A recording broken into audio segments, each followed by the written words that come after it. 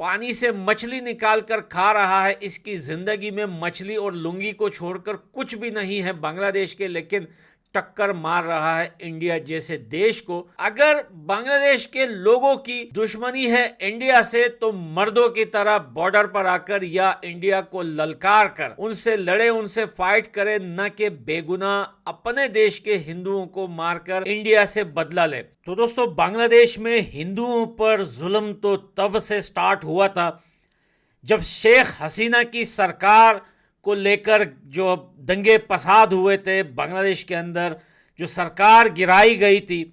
उस टाइम आपको पता है कि सरकार को गिराने के लिए एक बहाना ढूंढा गया था। उस बहाने को लेकर स्टूडेंट्स को जो है सड़कों पर लाया गया था। उसके बाद सरकार गिराई गई और फिर आहिस्ता आहिस्ता स्टूडेंट्स के रूप में जो है ऐसे ऐसे लोग सड़कों पर निकल आए कि जो पाकिस्तान में जो प्रोटेस्ट नहीं करते, जो मौलवी लोग, सेम टू सेम वही पार्टी के लोग थे, वही लोग थे जो बांग्लादेश में सड़कों पे तोड़फोड़ कर रहे थे। उससे कोई दिक्कत नहीं थी इंडिया को या फिर बांग्लादेश में रहने वाले हिंदुओं को कि सरकार गिरे या कोई भी सरकार आए। उसके बाद दोस्तों, हिंदुओं के घर जलाए गए, हिंदुओं को बेघर किया गया। हिंदू जो है लाखों की तादाद में इंडिया के बॉर्डर पर पहुंच गए। फिर जब शेख हसीना इंडिया भागी थी, उसके बाद जो है बांग्लादेश के अंदर हिंदुओं को लेकर कुछ दिनों तक, सिर्फ कुछ दिनों तक, ज्यादा नहीं, कुछ दिनों तक जो है दंगे फसाद रुक गए थे। लेकिन जो सरकार नई बांग्लादेश के अंदर बनी थी, फिर उसके खिलाफ दोबारा बांग्लादेश के लोग खड़े हो गए और उस सरकार को भी बुरा भला बोलने लगे। लेकिन सबसे ज्यादा आग बांग्लादेश में तब लगी जब आईपीएल में बांग्लादेश का कोई भी प्लेयर सोल्ड नहीं हुआ। 2025 के आईपीएल के लिए 2024 के मेगा ऑक्शन में जो है बांग्लादेश का कोई भी प्लेयर सोल्ड नहीं हुआ।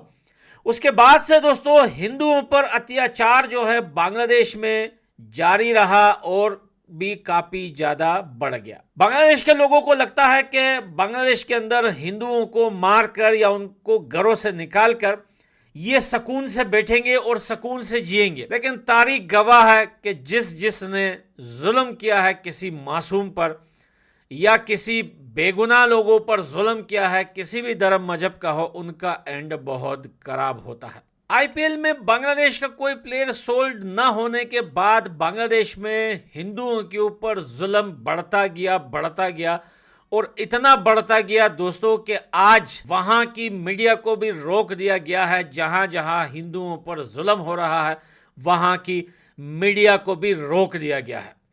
बेगुनाह और मासूम निहत्ते खाली हाथ लोगों को मारकर बांग्लादेश ये सोचता है कि ये बहुत बड़े झंडे गाड़ देगा और इसका देश एक दिन दुनिया का सुपर पावर बन जाएगा। मासूमों पर जुल्म करने से देश बनते नहीं बल्कि टूटते हैं। अगर बांग्लादेश के लोगों की दुश्मनी है इंडिया से, तो मर्दों की तरह बॉर्डर पर आकर या इंडिया को ललकार कर उनसे लड़े, उनसे फाइट करे, न कि बेगुनाह अपने देश के हिंदुओं को मारकर इंडिया से बदला ले। और हाँ, लड़ाई और जंग करने से याद आया, अगर बांग्लादेश इंडिया से लड़ना चाहती है तो बस इतना कहना चाहता हूं इन बेगैरतों से कि जो लोन और जो पैसे इंडिया से लिए हुए हैं, सबसे पहले वो वापस करो, वो पैसे लौटाओ इंडिया के। जितने जितने बजट में से तुम लोगों को हर साल करोड़ों की भीख मिली है, 2023 में भी बांग्लादेश को 120 या 130 करोड़ की भीख मिली थी।